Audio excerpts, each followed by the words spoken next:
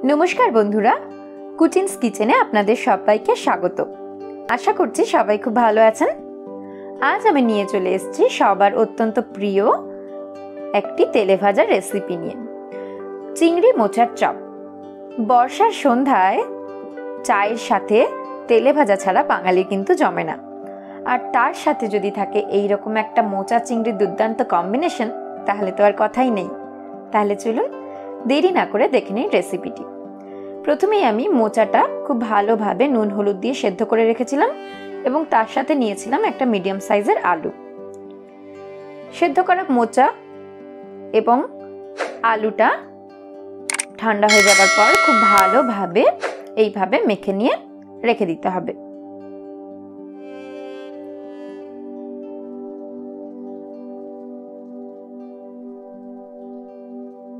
এরপর আমি তৈরি করে নেব চপের মশলা। এখানে আমি শুকনো কড়াতে দিয়ে দিয়েছি দুটো শুকনো লঙ্কা, দুটো তেজপাতা, এক চামচ জিরে, এক চামচ ধনে এবং কিছু গোটা গরম মশলা। সমস্ত উপকরণগুলো দিয়ে গ্যাসটা কিন্তু লো ফ্লেমে রেখে খুব হালকাভাবে নাড়াচাড়া করে ভাজতে হবে। 1 থেকে 2 মিনিট পর যখন মশলার একটা ভাজা গন্ধ উঠবে গ্যাসটা তখন বন্ধ করে দেব। একদম ঠান্ডা হয়ে গেলে মিক্সিতে ঘুরিয়ে নেব। দেখুন এই রকম একটা মশলা তৈরি হয়ে যাবে। এরপর আমি মিক্সিতে নিয়ে নিয়েছি আদা কুচি, রসুন কুচি, একটা লঙ্কা এবং কিছু চিংড়ি মাছ। এখানে আদার থেকে রসুনের পরিমাণটা থাকবে একটু বেশি। পেস্ট করে নিলাম মশলাটা। এবার কড়াই দিয়ে দিয়েছি 2 চামচ মতো খাঁটি সরষের তেল। তেলটা গরম হয়ে গেছে। এরপর দিয়ে দিচ্ছি 1 চামচ জিরে, তেজপাতা। ফোড়নটা ভাজা হয়ে গেলে ওর মধ্যে দিয়ে দিচ্ছি কিছু পেঁয়াজ কুচি। পেঁয়াজটা দিয়ে খুব বেশি ভাজার কোনো দরকার নেই।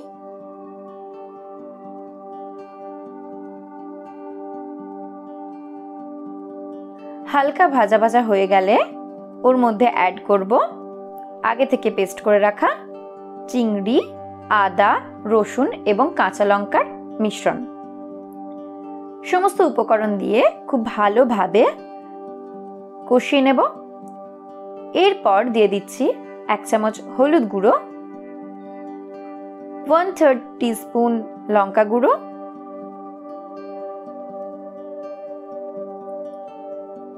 1/4 টিস্পুন ধনে গুঁড়ো এবং 1/4 টিস্পুন জিরে গুঁড়ো।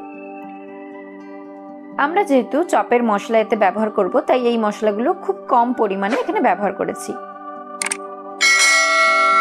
মশলাগুলো একটু ভাজা ভাজা হয়ে যাওয়ার পর যখন ওর থেকে কাঁচা গন্ধ চলে যাবে তখন ওর মধ্যে অ্যাড করে দিচ্ছি আগে থেকে সেদ্ধ করে রাখা মোচা এবং আলু। এরপর আলু আর মোচাটা মশলার সাথে খুব ভালোভাবে নাড়াচাড়া করে 1 থেকে 2 মিনিট পর্যন্ত কষিয়ে নিতে হবে। দেখুন কষানো হয়ে গেছে। এরপর আমি দিয়ে দিচ্ছি অল্প কিছু বাদাম। চপের মধ্যে বাদাম মুখে পড়লে কিন্তু চপের টেস্ট আরো বেড়ে যায়। এরপর দিয়ে দিচ্ছি পরিমাণ মতো নুন। নুনটা এখানে একটু বুঝে শুনে দিতে হবে কারণ আমরা কিন্তু মোচা সেদ্ধর সময় নুন দিয়ে রেখেছিলাম। এরপর দিয়ে দিচ্ছি 1/4 টিস্পুন চিনি। চিনিটা আর বাদামটা কিন্তু এক্ষেত্রে অপশনাল, আপনারা চাইলে দিতেও পারেন, নাও দিতে পারেন। সমস্ত উপকরণ মেশানো হয়ে গেছে। এরপর দিয়ে দিচ্ছি ভাজা মশলা। মশলাটা দিয়ে খুব ভালোভাবে নেড়ে চেড়ে নিলাম।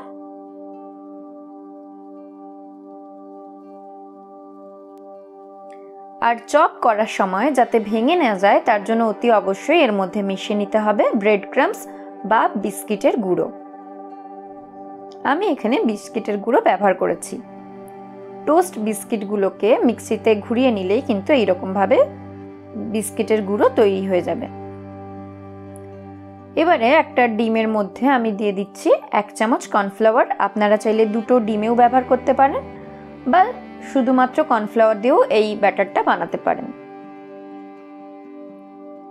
কর্নফ্লাওয়ার আর ডিমটা খুব ভালোভাবে মিশিয়ে নিলাম।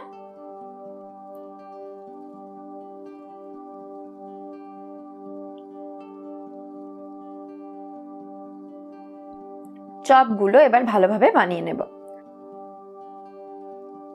এতক্ষণে আমাদের পুরটা ঠান্ডা হয়ে গিয়েছে। চপগুলোকে হাতের সাহায্যে গোল গোল করে নিয়ে একটু দু হাত দিয়ে চেপে দিলে এরকম লম্বা লম্বা শেপের চপ তৈরি হয়ে যাবে। এখানে আমি লম্বা একটু চ্যাপটা এইরকম ভাবে চপগুলো বানিয়েছি। আপনারা আপনাদের পছন্দ মতো কিন্তু শেপ দিতে পারেন। দেখুন বাইন্ডিংটা খুব সুন্দর হয়েছে, তাই কিন্তু অতি সহজেই আমরা এইটাকে এইভাবে তৈরি করতে পারছি। এইরকম শুকনো শুকনো বাইন্ডিং এর জন্য কিন্তু অতি অবশ্যই ব্রেড ক্রাম্বস বা বিস্কিটের গুঁড়ো দিতে হবে। এরপর কোটিং এর পালা। এখানে আমি ডিম কর্নফ্লাওয়ারের মধ্যে চপটাকে প্রথমে দিয়ে তারপর ব্রেড ক্রাম্বস বা বিস্কিটের গুঁড়োর মধ্যে দিয়ে দিয়েছি।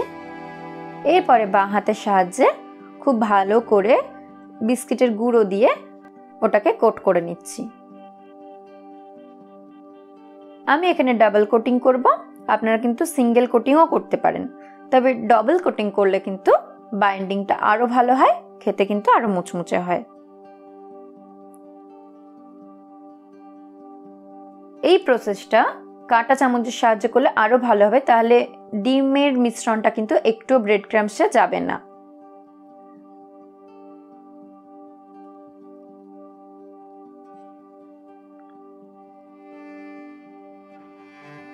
আর এটা খেয়াল রাখতে হবে কোনো মতেই যাতে ব্রেড ক্রাম্বস ভিজে না যায়, সেই দিকটা খেয়াল রাখতে হবে। এই জন্যই এটা বাঁ হাত দিয়ে করতে হবে।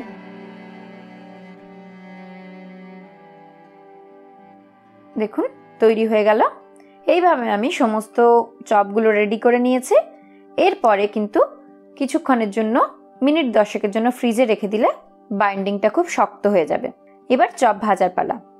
কড়াইয়ে তেল গরম হয়ে গিয়েছে, চপগুলো আস্তে আস্তে দিয়ে দিয়েছি এবং গ্যাসটা রাখবো একদম মিডিয়াম ফ্লেমে। হাই ফ্লেমে একদমই নয়, লো টু মিডিয়াম ফ্লেমে রেখে কিন্তু আমাদের চপগুলো ভাজতে হবে।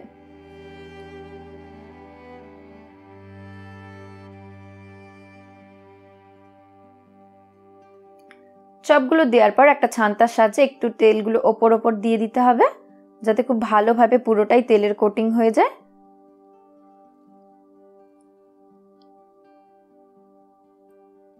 এক পিঠটা ভাজা হয়ে গেছে, তারপরে অপর পিঠটা এইভাবে আস্তে আস্তে উল্টে পাল্টে ভেজে নিতে হবে।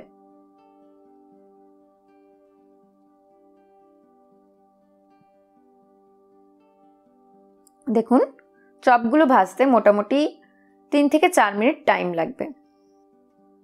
সেইটুকু টাইম একটু ধৈর্য ধরে চপগুলো ভেজে নিতে হবে, তাহলেই তৈরি হয়ে যাবে অত্যন্ত সুন্দর, অত্যন্ত সুস্বাদু এই মোচা চিংড়ির কাটলেট বা চপ। তাহলে বন্ধুরা আর দেরি নয়, আজকেই বাড়িতে বানিয়ে ফেলুন এই মজাদার রেসিপি এবং আমাকে কমেন্ট করে অবশ্যই জানাবেন যে কেমন লাগলো। আর আপনি যদি আমার চ্যানেলের নতুন বন্ধু হয়ে থাকেন তাহলে অতি অবশ্যই আমার চ্যানেলটি সাবস্ক্রাইব করার অনুরোধ করলাম এবং পাশে থাকা বেল আইকনটি প্রেস করে রাখবেন, যাতে আমি যখনই কোনো নতুন রান্না দেব নোটিফিকেশন আপনার কাছে সবার আগে পৌঁছে যাবে। তাহলে আজকের মতো টাটা, দেখা হচ্ছে পরের ভিডিওয়ে। ভালো থাকবেন, সুস্থ থাকবেন। অনেক ধন্যবাদ।